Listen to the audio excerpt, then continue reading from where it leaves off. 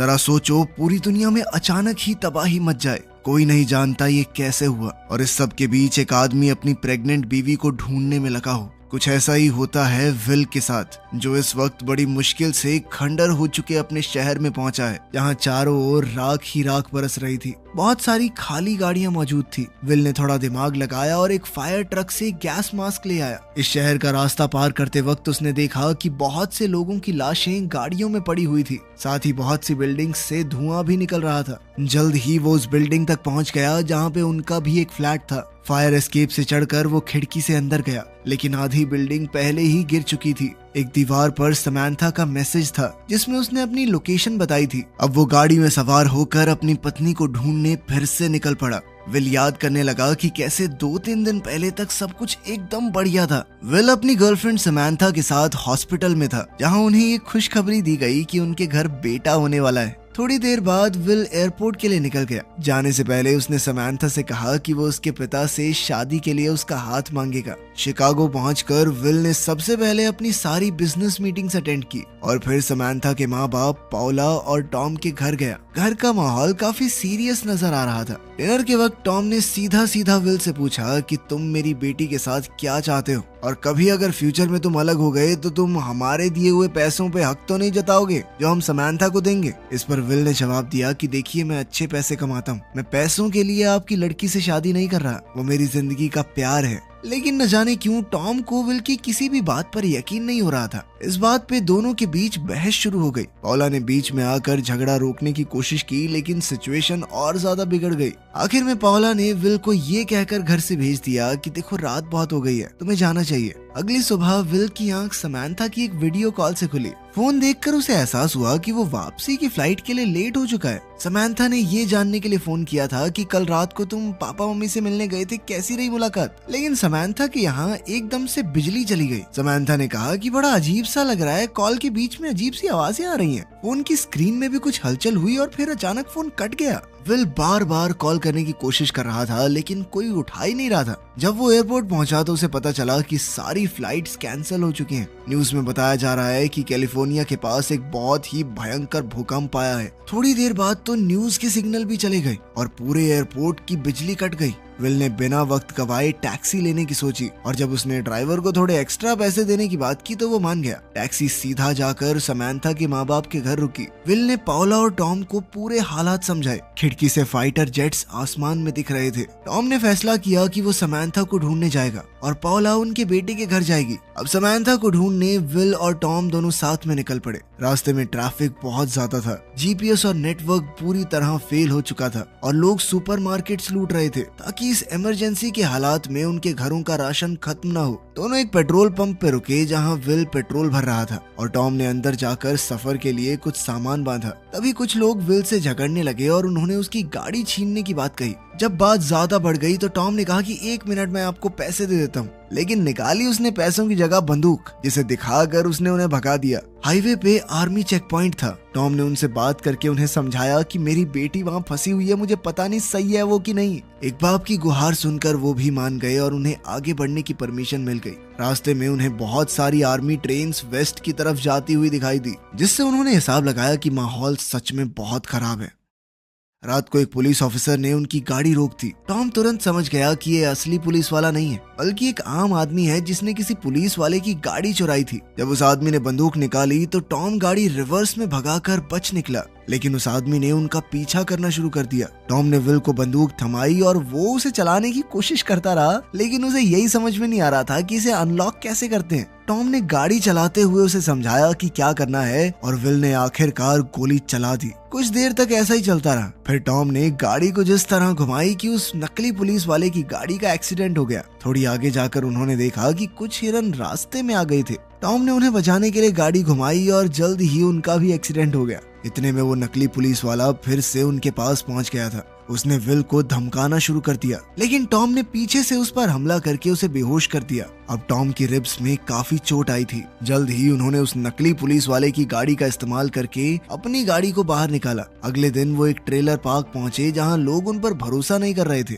लेकिन एक गैराज में उनकी मुलाकात रिकी से हुई। रिकी ने उन दोनों की खस्ता हालत देखी और उनकी गाड़ी को ठीक करने के लिए मान गई। रेडियो पे बताया गया कि सिर्फ शॉर्ट वेव और सिग्नल्स चल रहे हैं। जो कुछ भी हुआ था उस पर सरकार का अब तक कोई जवाब नहीं आया था। क्या हो रहा है, कैसे हो रहा है, किसी को नहीं पता। आसमान में पक्षी बहुत ही अजीबोगरीब तरीके से उड़ रहे थे। ये बात तो पक्की थी कि कुछ बहुत गलत होने वाला है। टॉम जब वॉशरूम गया तो उसने अपनी चोट देखी। उसका जख्म पहले से बढ़ गया था। रिकी ने उन्हें बता भी दिया कि गाड़ी अभी बस टेम्परेरी ठीक हुई है, कभी भी बीच में खराब हो सकती है, मुझे मत कहना कि बताया नहीं। जब टॉम ने सुना कि रिकी कैलिफोर्निया जाने का प्लान बना रही है तो उसने रिकी को एक डील ऑफर की। टॉम ने कहा कि मैं तुम्हें पैसे दूंगा मेरे साथ चलने के लिए, इससे तुम अपनी मंजिल के करीब रहोगी और बदले में जब भी हमारी गाड़ी खराब हो तो तुम उसे ठीक कर देना। थोड़ी देर सोचने के बाद रिकी ने हाँ कर दी, बस ज्यादा ही पैसे मांग लिए। फिर उन्होंने गाड़ी में रिकी के सारे औजार भरे और फट से निकल गए। शाम को उन्होंने देखा कि एक गाड़ी उनके पीछे आ रही है।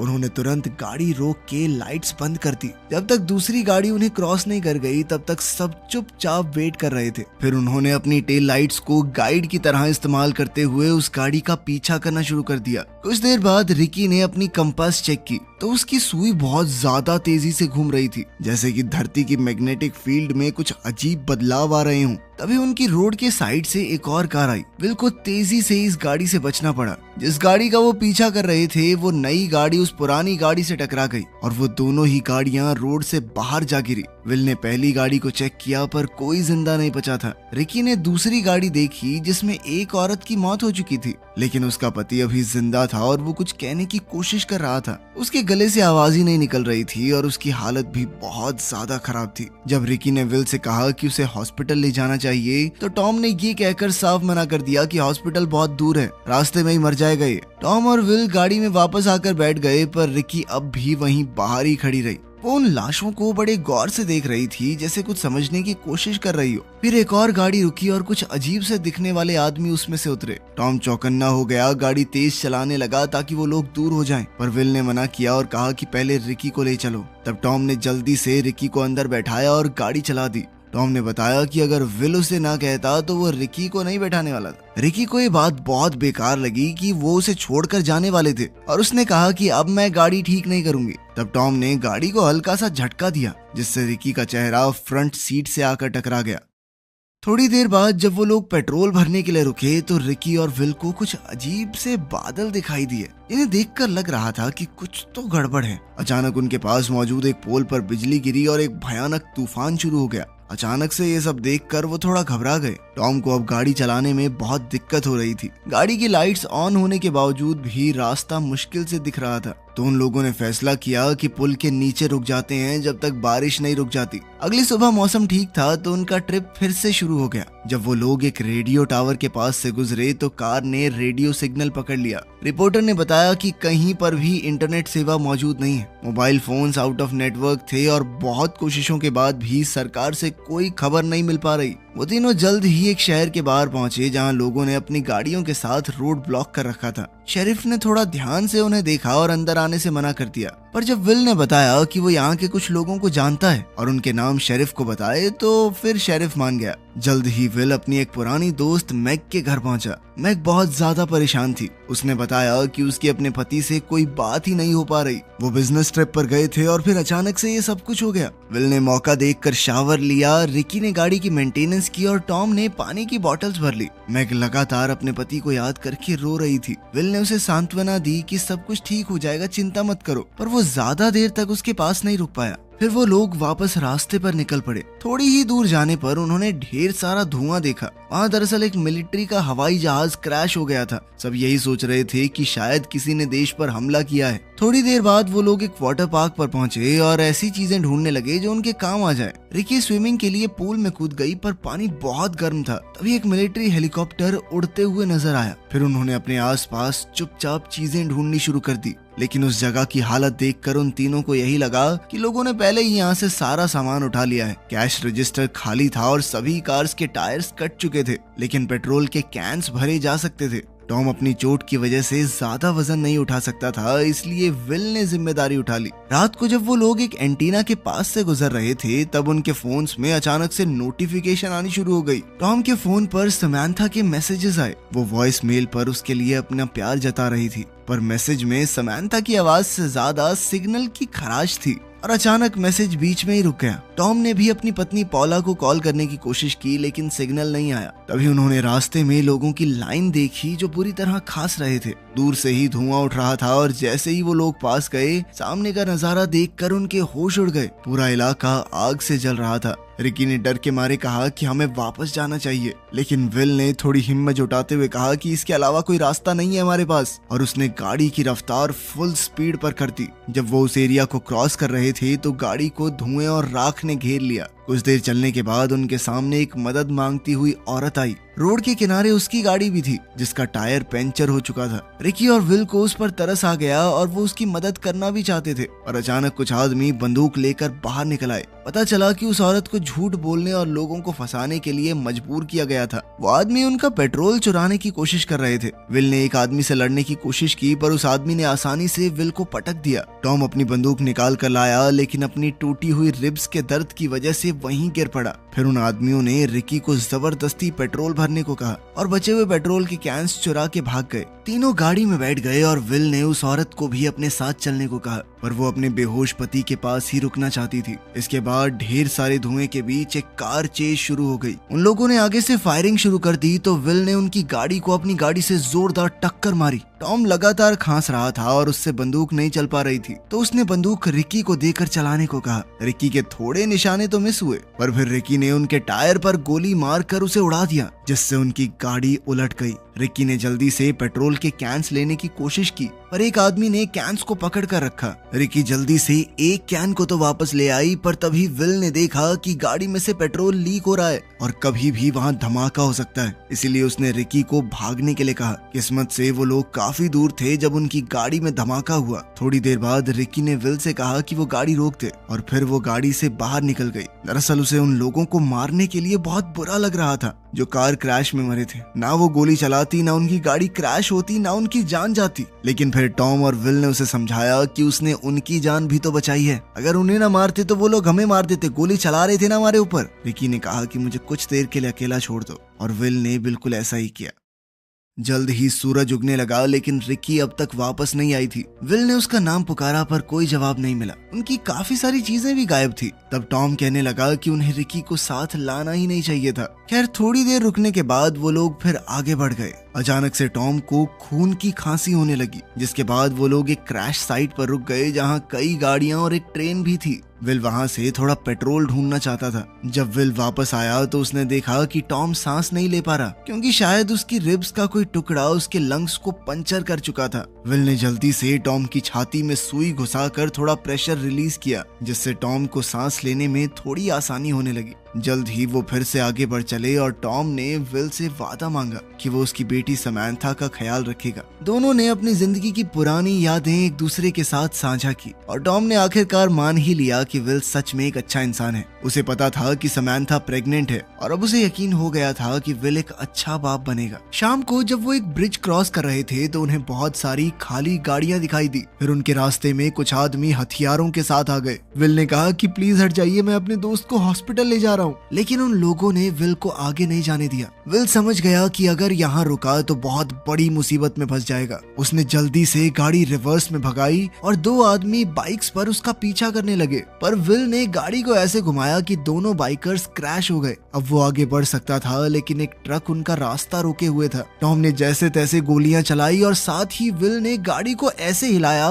कि ट्रक ड्राइवर चकमा खा के साइड में क्रैश हो गया। आखिरकार वो लोग उस पुल को पार करके आगे बढ़े, लेकिन टॉम से अब ये तकलीफ झेली नहीं जा रही थी और वो गाड़ी की बैक सीट में ही चल बसा। थोड़ी देर बाद विल ने गाड़ी रोककर टॉम की बॉडी को देखा और सोचने लगा कि आगे क्या किया जाए। उसने फैसला किया कि वो बिना रुके चलता रहेगा, लेकिन रात के वक्त गाड़ी बीच रास्ते में ही खराब हो गई। विल अब इस गाड़ी से बेहद परेशान हो चुका था। उसने गुस्से में टॉम की लाश समेत गाड़ी पर पेट्रोल फेंक कर आग लगा दी। ये विल का तरीका था टॉम को अलविदा कहने का। अगली सुबह विल पैदल ही अपनी मंजिल की ओर बढ़ने लगा। कुछ लोग गाड़ियों में उसे नजरअंदाज करके चले गए, लेकिन आखिरकार एक गाड़ी रुकी जिसमें मौजूद एक परिवार ने उसे लिफ्ट दी, लेकिन ड्राइवर ने कहा कि इससे पहले मैं गाड़ी चलाऊं अपनी बंदूक मेरे हवाले करो। सफर के दौरान रेडियो से कोई सिग्नल नहीं मिला। कुछ देर बाद वो लोग विल के पिता के घर पहुंचे। वहाँ विल ने उस परिवार से कहा कि आप जो चाहे यहाँ से ले जा सकते हैं, अगर बदले में मुझे अपनी गाड़ी दे दें तो। वो लोग इस डील के लिए मान गए और जाते वक्त विल ने अपनी बंदूक भी वापस ले ली।